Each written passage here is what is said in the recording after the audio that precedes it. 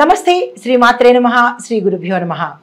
శ్రీ విశ్వావసు నామ సంవత్సరంలో మే నెలలో మేషాది ద్వాదశ రాశుల వారికి గురు శని రాహు కేతు ఈ 4 గ్రహాల యొక్క సంచార ఫలితాలు ఎలా ఉండబోతున్నాయి, ఆ గ్రహాల యొక్క ప్రభావము ఏ రంగాల వాళ్ళ మీద ఎలా ఉండబోతోంది అనే అంశాలలో భాగంగా ఇప్పుడు సింహరాశి వారికి ఎలా ఉండబోతోంది, గురు ఫలితము ఎలా ఉంటుంది అంటే, గురువు సంవత్సరారంభంలో అంటే మనకి సంవత్సరం నుంచి ఉన్నప్పటికీ ఈ ప్రత్యేకంగా మే మాసంలో మొదటి అంటే ప్రథమార్థంలో విపరీతమైన వ్యయ ప్రయాసాలు ఇస్తాడు, భయాందోళనలు కలిగిస్తాడు, బంధువులను మీ చుట్టుపక్కల వాళ్ళని దూషించేటట్టుగా అట్లా కోపతాపాలను ఇచ్చే ప్రయత్నం చేస్తాడు।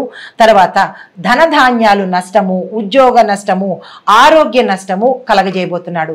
అయితే తన సంచారంలో మార్పు చెంది 11వ స్థానంలోకి ఎప్పుడైతే మారతాడో అప్పుడు సంఘంలో గౌరవము అంటే నెగిటివ్ నుంచి ఇమ్మీడియట్గా పాజిటివ్కి తన సంచారంలో మార్పు జరుగుతుంది। దానివల్ల కీర్తి ప్రతిష్టలు రావడము, గౌరవ ప్రతిష్టలు పెరగడము, ఏ కార్యం చేసినా విఘ్నాలు లేకుండా ముందుకు వెళ్ళే పరిస్థితి కనబడుతోంది। అయితే కొంతమందికి వృధాగా ఖర్చు అవ్వడము అంటే ఈ మాసంలో ప్రతి ఒక్కళ్ళకి ఏ ఉద్యోగస్తులకు కావచ్చు, కుటుంబంలో కావచ్చు, ఫలితాలు ఎలా ఉంటున్నాయంటే ఎక్కువగా ఖర్చు పెట్టే అవకాశం కనబడుతోంది। 10 రూపాయలు రాబడి అయితే 20 రూపాయలు ఖర్చు అయ్యే అవకాశము గోచరిస్తోంది। ఖర్చుల్ని అదుపులో పెట్టుకునే ప్రయత్నం చేయండి। దీంతోపాటు గురు ఫలితాలలో మనోవ్యాకులత, దాంతోపాటు శరీరానికి సంబంధించి ఆయాసము అంటే లంగ్స్కి సంబంధించినటువంటి ప్రాబ్లమ్స్ రావడము ఇవి ఎక్కువగా గోచరిస్తున్నాయి। జాగ్రత్తలు తప్పనిసరిగా తీసుకోండి। కొంతమంది ఎక్కువగా అబద్ధాలు ఆడడానికి ఉద్యుక్తులు అవుతారు, అంటే ముందుకొస్తారు, అది కొంచెం జాగ్రత్తలు తీసుకోండి। దానివల్ల సంఘంలో పరువు పోయే అవకాశం కానీ లేదా అపకీర్తి పాలయ్యే అవకాశం కానీ గోచరిస్తోంది। ఇది మీకు గురు ఫలితం వల్ల కలగబోతోంది కాబట్టి గురువును అంటే గురుగ్రహానికి సంబంధించినటువంటి ఏదైనా పరిహారాలు చేసుకుంటే కనుక మీ మనసు మీద ఆ ప్రభావం పడకుండా ఉంటుంది। దీంతోపాటు ఏంటంటే చివరి వారంలో అంటే ద్వితీయార్థంలో ఆఖరి వారంలో విశేషమైన కుటుంబ సౌఖ్యము, పేరు ప్రతిష్టలు కలగజేయబోతున్నాడు। అంటే గురు సంచారం మారేటప్పటికీ అతని ప్రభావం కూడా మార్పు చెందుతుంది। అయితే మరొకటి ఏంటంటే ఎప్పుడైతే గురు సంచారం మారిందో విశేషమైన ధనలాభము, ప్రభుత్వం వారి చేత లాభాలు రావడము, ఉద్యోగస్తులకు కీర్తి ప్రతిష్టలతో పాటు ప్యాకేజీ పెరగడము, మీరున్న ప్రదేశంలో మంచి ధనానికి సంబంధించినటువంటి ఆకస్మిక ధనప్రాప్తి కలగడము, తరువాత బంధువుల రాకపోకలతో శుభకార్యాలు చేసే అవకాశము, రాజకీయ వ్యవహారాలు అనుకూలించే అవకాశము, ఇది ఓవరాల్గా ఈ రాశిలో ఉండేవారికి చెప్పదగినది। అయితే మనకి శని యొక్క ఫలితం కూడా ఎలా ఉండబోతోంది అంటే మీకు బంధుమిత్రులతో విరోధాన్ని అంటే గురువుతో పాటు శని కూడా ఆ స్థానంలో సంచరించడం వల్ల పనులు ఆలస్యం అవ్వడము, ఆకస్మిక ప్రమాదాలు కలగచేయడము, దీనితో పాటు రకరకాల కష్టాలను కూడా ఈ సింహరాశిలో ఉండేవారికి ప్రథమార్థంలో జరగబోతోంది, జాగ్రత్తలు తీసుకోండి। తర్వాత రాహు యొక్క ఫలితాలు ఎలా ఉండబోతున్నాయి అంటే పశువులకి నష్టం జరగడము, పశు నష్టం జరగడము, ధాన్యము ఎక్కువ అంటే వ్యవసాయదారులకు ధాన్య నష్టం రావడము, దీంతోపాటు ఏ కార్యక్రమాలు చేసినా నష్టము, విఘ్నము, ఆగిపోవడము ఇలాంటివి గోచరిస్తున్నాయి। అంటే రాహు కూడా సరైన ఫలితాలు ఈ సింహరాశి వారికి ఇవ్వడం లేదు।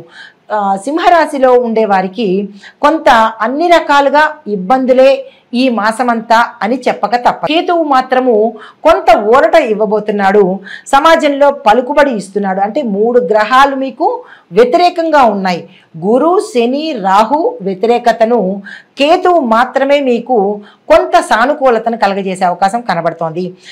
కేతువు ఇచ్చే ఫలితాలు ఏంటంటే విదేశాలు వెళ్లేందుకు అవకాశాలు ఇస్తున్నాడు, తర్వాత సంఘంలో గౌరవ మర్యాదలు ఇస్తున్నాడు, శుభకార్యాలు చేసుకోవడానికి ఆకస్మిక ధనప్రాప్తిని కలగజేస్తున్నాడు, భూమి, వస్తు, వాహన, గృహ యోగాలను కలిగజేస్తున్నాడు।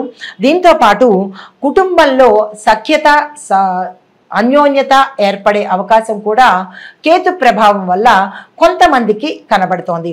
అయితే రంగాల వారీగా చూసుకున్నట్టయితే వ్యవసాయదారులకు ఎలా ఉండబోతోందంటే మీ యొక్క శ్రమ ఫలించి గృహంలో శుభకార్యాలు చేసి పంటలు ఎక్కువగా పండి దానికి తగ్గ దిగుబడి కూడా వచ్చి మార్కెట్లో మీ పంటకు విశేషమైన ధర పలికి పాత రుణాలు తీర్చేసుకుని ప్రభుత్వం యొక్క సహాయ సహకారాలు మీరనుకున్న సమయానికి అందుబాటులోకి వచ్చేటట్టుగా కనబడుతోంది. అయితే ఉద్యోగస్తులకు చూసినట్టయితే ప్రైవేటు ఉద్యోగస్తులు కానీ గవర్నమెంట్ ఉద్యోగస్తులకు కానీ యజమానుల యొక్క గుర్తింపు రావడము, కేతు ఫలితం ఇందాక చెప్పుకున్నాం కదా, కేతువు ఏం చేస్తున్నాడు, ధనప్రాప్తిని కలగజేస్తున్నాడు, భూమి వస్తు వాహనాలను కలగజేస్తున్నాడు. 3 గ్రహాలు వ్యతిరేకత, 1 గ్రహము అనుకూలత మీ రాశిలో కనపడుతోంది. తర్వాత రాజకీయ పరంగా చూసినట్టయితే మీరు సుస్థిర స్థానంలో నిలదొక్కుంటారు, కీలకమైన పదవులను చేపడతారు. ఇటు ప్రజలలోనూ ఇటు అధిష్టానంలోనూ కూడా మీదైన ముద్ర వేసుకొని మీ యొక్క మాట చాతుర్యంతోనూ నాయకత్వ లక్షణాలతోనూ ప్రజలను ఆకట్టుకునే దిశగా మీరు ప్రయాణం సాగిస్తారు. అయితే కొంతమందికి కొత్తగా ఈ రాజకీయంలోకి రావాలి, ఎలక్షన్స్లో నిల్చోవాలి, ఏ డిపార్ట్మెంట్ అయినా సరే మేము రావాలి అని అనుకున్న వాళ్లకు ప్రథమార్థంలో ప్రయత్నం చేయండి. కానీ ద్వితీయార్థంలో అంటే తదుపరి 15 రోజుల్లో మీరు తక్షణమే ఆ ప్రయత్నం చేసినట్టయితే, అంటే ముందు ప్రయత్నం చేయండి, దానికి తగ్గ సర్వే చేసుకుని తర్వాత కనుక మీరు నామినేట్ చేయడానికి అప్లికేషన్ తీసుకోవడమో లేదా నామినేషన్కి వెళ్ళడమో చేసినట్టయితే కనుక విశేషమైన కీర్తితో ఎక్కువ మెజారిటీతో గెలిచే అవకాశం కనబడుతోంది. తర్వాత విద్యార్థులకు చూసుకున్నట్టయితే మీ జ్ఞాపక శక్తి పెరుగుతుంది, మీలో కాన్ఫిడెన్స్ లెవెల్స్ పెరుగుతాయి. క్యాంపస్ ఇంటర్వ్యూస్ కానీ లేదంటే విదేశాలలో వెళ్ళి చదువుకోవాలి అని అనుకున్న వాళ్లకు ఇది కరెక్ట్ టైము, మీరు తక్షణమే ఆ ప్రయత్నాలు చేసుకోండి. కొంతమందికి విదేశాల్లో ఉండి ఇక్కడికి రావాలి, ఇక్కడికి వచ్చేయాలి అని అనుకున్న వాళ్ళకి కూడా ఇది కరెక్ట్ టైము. వీసాలు కానీ లేదా పాస్పోర్ట్స్ కానీ దానికి సంబంధించిన ప్లాన్స్ వేసుకోవడానికి కానీ మీరు ఏ ప్రయత్నం చేసినా ఇది కరెక్ట్ సమయము, ఆ ప్రయత్నం చేసుకోండి. కానీ రీసెర్చ్, ఆర్ట్, తరువాత ఎకనామిక్స్ చదివే విద్యార్థులకు మాత్రము అంతగా అనుకూలించే అవకాశము ఈ సమయంలో కనబట్లేదు.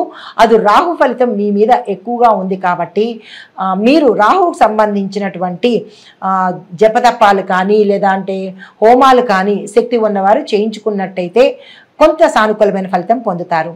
తరువాత నక్షత్రాల వారీగా చెప్పదగిన సూచనలు, మఖా నక్షత్రం వారు సంకటహర చతుర్థి వ్రతాన్ని తప్పనిసరిగా చేసుకోండి.